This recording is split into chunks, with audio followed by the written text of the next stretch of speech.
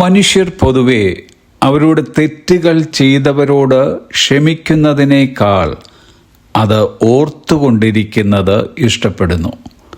തന്നിമിത്തം മനസ്സിൽ അസ്വസ്ഥത, നീരസം, വൈരാഗ്യം ഇവ അനുദിനം വർദ്ധിച്ചുകൊണ്ടുമിരിക്കുന്നു. എന്നാൽ ദൈവം ഈ കാര്യത്തിൽ വളരെ വ്യത്യസ്തനാണ്.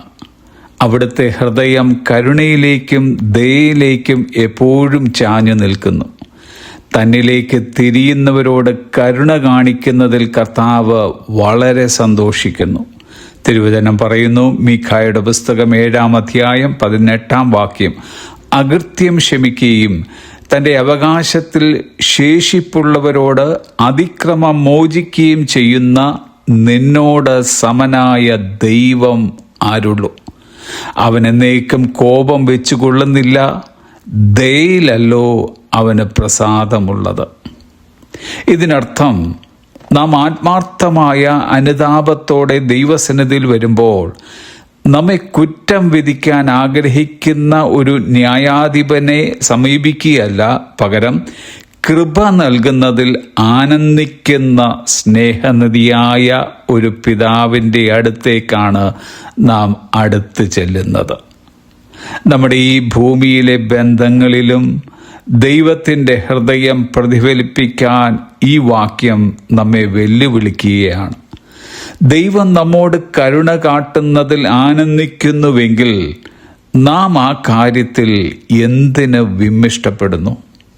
നാം കരുണ പ്രാപിക്കുവാൻ മാത്രമല്ല, അത് കൊടുക്കുവാൻ വേണ്ടി കൂടി വിളിക്കപ്പെട്ടിരിക്കുന്നു. ക്ഷമിക്കുക എന്നത് എളുപ്പമല്ല, അത് ബുദ്ധിമുട്ടുള്ള കാര്യമാണ്. പ്രത്യേകിച്ച് നമുക്ക് ആഴത്തിൽ മുറിവേറ്റിരിക്കുമ്പോൾ. എന്നിരുന്നാലും കർത്താവ് നമ്മോട് കരുണ കാട്ടിയതും നമ്മോട് ക്ഷമിച്ചതും ഓർത്താൽ നമുക്കും അതിന് കഴിയും. കാരണം നമുക്ക് കിട്ടിയത് നാം തിരികെ കൊടുക്കുന്നു. ഇത് നാം ചെയ്യേണ്ടിയത് പെറുപെറുപ്പോടെയും ബുദ്ധിമുട്ടിയും നിർബന്ധത്താലുമല്ല, പകരം മറ്റുള്ളവരോട് കരുണ കാട്ടുന്നതിൽ, അവരോട് ക്ഷമിക്കുന്നതിൽ ആനന്ദിക്കുന്ന ഒരു ഹൃദയം നാം വളർത്തിയെടുക്കണം.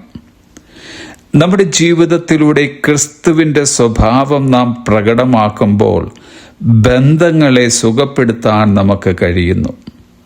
പ്രതികാരത്തിന് പകരം കരുണയും, കയ്പിന് പകരം കൃപയും, ശത്രുതയ്ക്ക് പകരം അനുരജ്ഞനവും തിരഞ്ഞെടുക്കുക എന്നതാണ് ക്രിസ്തു സ്വഭാവത്തിൻ്റെ പ്രത്യേകത. Have a blessed day.